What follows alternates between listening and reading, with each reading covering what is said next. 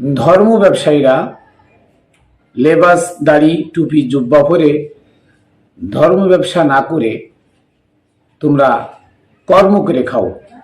ধর্ম ব্যবসা কোরআনে নিষিদ্ধ।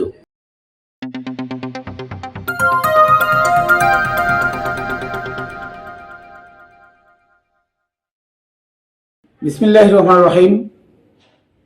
আসসালাতু ওয়াসসালামু আলা সাইয়্যিদিল মুরসালিন ওয়া আলিহি ওয়া আসহাবিহি আজমাইন। প্রিয় তরিকার বন্ধুরা, দেশে ও বিদেশে যারা যেখানে আছেন সকলকে জানাই Khatune Jannat TV YouTube channel, Facebook page ও রামবেলের পক্ষ থেকে শুভেচ্ছা ও অভিনন্দন। প্রিয় বন্ধুরা, আমি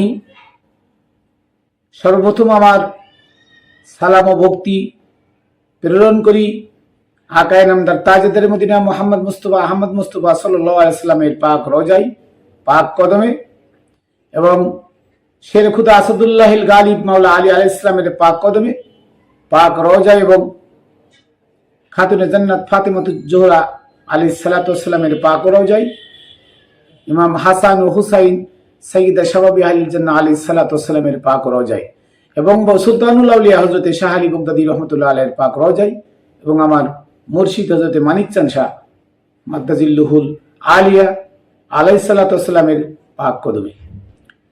প্রিয় বন্ধুরা, আমি বলতে চাই যে এই সমাজ যারা পরিচালনা করে, যারা নবীর ওয়ারিস দাবি করে, যারা ইসলামের ধারক বাহক হিসেবে নিজেদেরকে মনে করে, যারা দাড়ি টুপি জুব্বা পরে নিজেরা অনেক জ্ঞানী মনে করে, সমাজের লোককে ধোঁকা দিয়ে বোকা বানিয়ে তাদের পকেটের টাকা বের করে খায়, এরা ধর্ম ব্যবসায়ী। এরা আর কিছু নয়, এরা ধর্ম ব্যবসায়ী। এরা কর্ম করে খাইতে জানে না, এরা ধর্ম বিক্রয় করে খায়। আসুন এই প্রসঙ্গে কুরআনে কি বলে আমরা আগে জানি।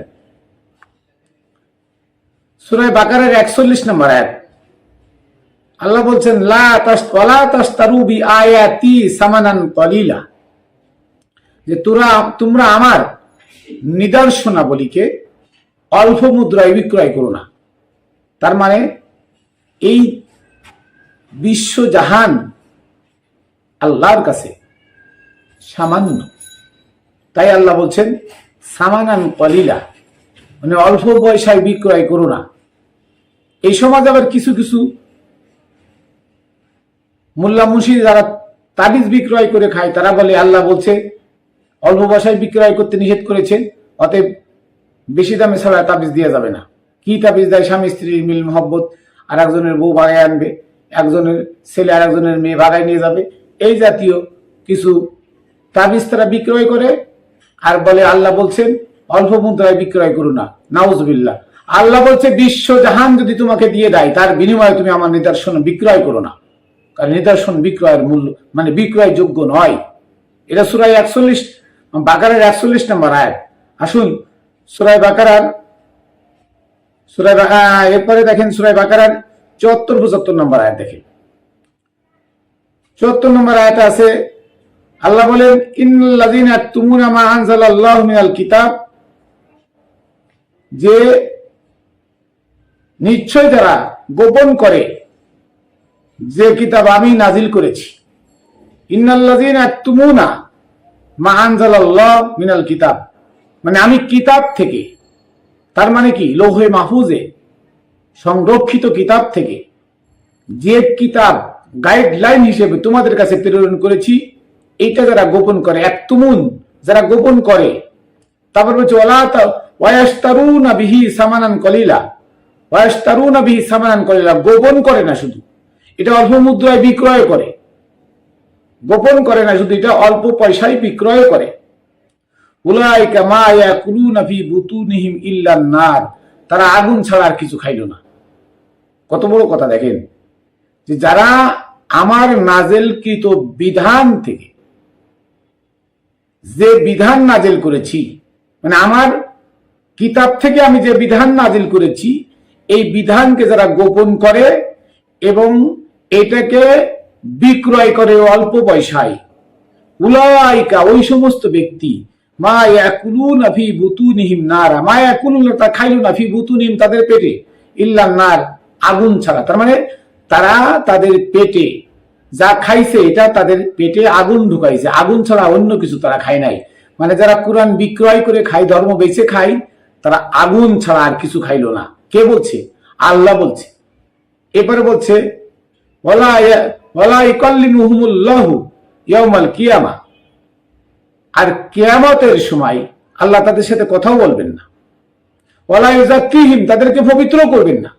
কত বড় কথা, যে যারা আল্লাহর নাযিলকৃত বিধানকে গোপন করেছে, অল্প মুদ্রায় বিক্রয় করেছে, তারা আগুন খেয়েছে, আগুন খেয়ে পেট ভরেছে তাদের, আর আল্লাহ তাদের সাথে কথা বলবেন না, তাদেরকে পবিত্র করবেন না। ওয়ালাহুম আযাবুন আলীম, তাদের জন্য রয়েছে কঠিন শাস্তি।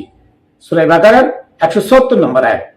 এরপরে দেখেন যে সূরা বাকারার 175 নম্বর আয়াত আল্লাহ কি বলছেন দেখেন, উলাইকাল্লাযীনা আশতারুদ দালালাতা বিল হুদা,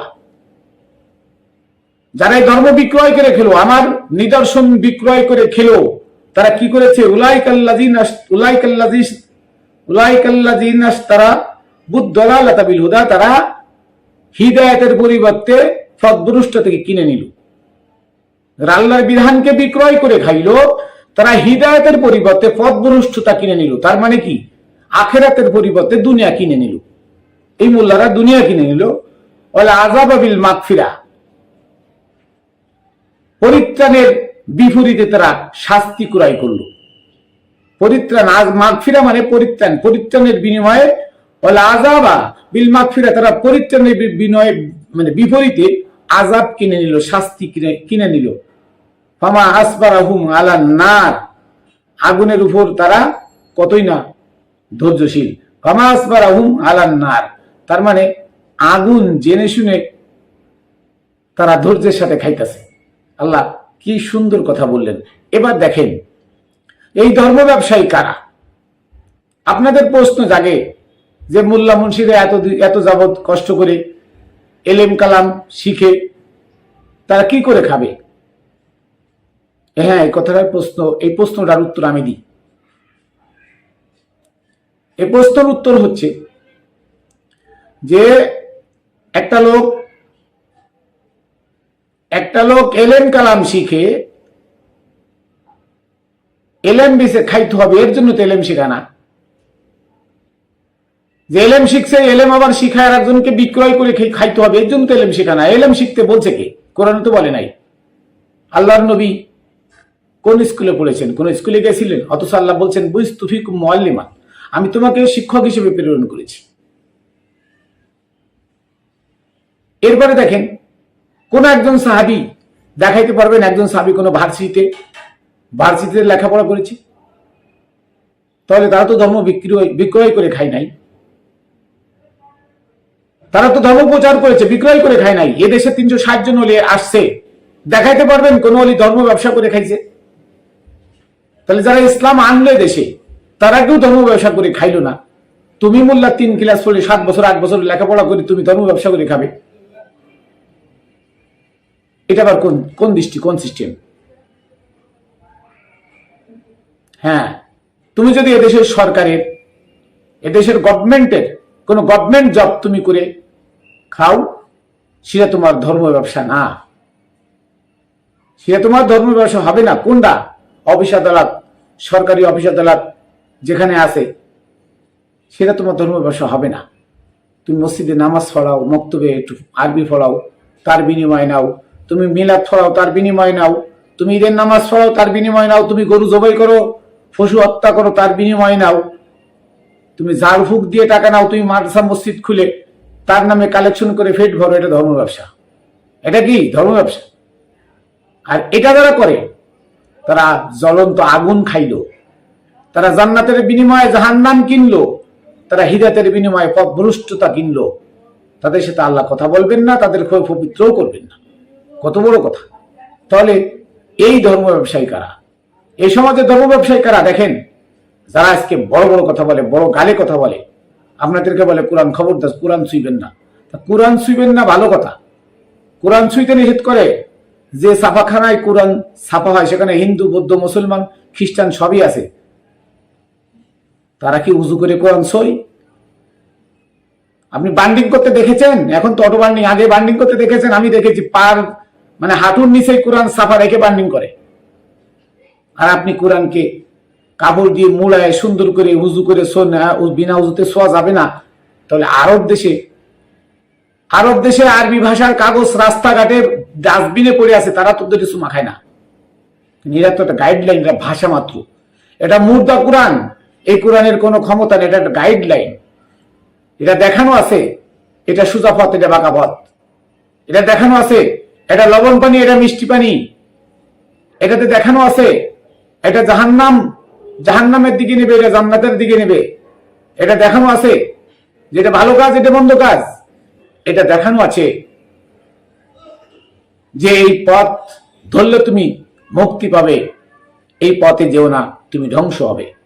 এটা গাইডলাইন, জাস্ট একটা গাইডলাইন কোরআন। আর তুমি এই কোরআনের নামে এজিদের বানানো, আব্দুল হক নজদির বানানো, ইংরেজদের বানানো মাদ্রাসায় লেখাপড়া করে তুমি ধর্ম ব্যবসা করো।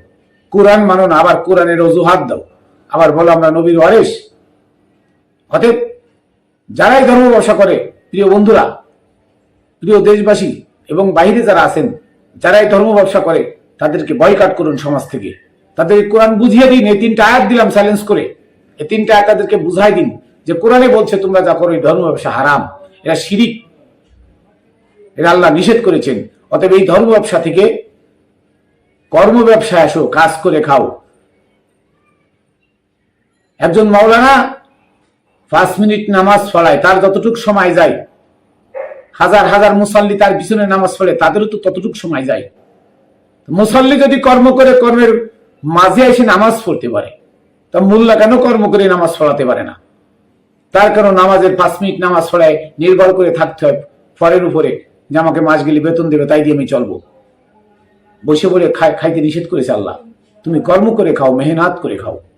তুমি 5 মিনিট নামাজ পড়ে 5-5 25 মিনিট সারা দিনে তুমি মাস গেলে বেতন নিয়ে যাচ্ছ 20,000 টাকা, করতে 80 টাকা। এটা ধর্ম ব্যবসা? তুমি কর্ম করে খাও, ধর্ম ব্যবসা ছেড়ে দাও। আর এই ধর্ম ব্যবসা যতদিন পর্যন্ত এ জগতে না ছাড়বে, ততদিন এই সমাজ সত্যের পথ দেখবে না, সত্য চিনবে না। মানুষ দিনে দিনে মিথ্যায় ধাবিত হয়ে ধ্বংসের যজ্ঞে ভেসে যাবে। তা আসুন আমরা ধর্ম ব্যবসাকে বাদ দিয়ে কর্মজীবী হই, শ্রমজীবী হই এবং মানুষকে সৎ পথ দেখাই। আমি আমার সংক্ষিপ্ত বক্তব্য এখানে শেষ করছি। খাতুনে জান্নাত টিভি ইউটিউব চ্যানেল ও ফেসবুক পেজের পক্ষ থেকে আবার জানাই সকলকে শুভেচ্ছা, অভিনন্দন। এখানে শেষ করছি। ওয়া তৌফিক ইল্লা বিল্লাহ। আসসালামু আলাইকুম ওয়া রাহমাতুল্লাহি ওয়া বারাকাতুহু। আবার দেখা হবে অন্য ভিডিও।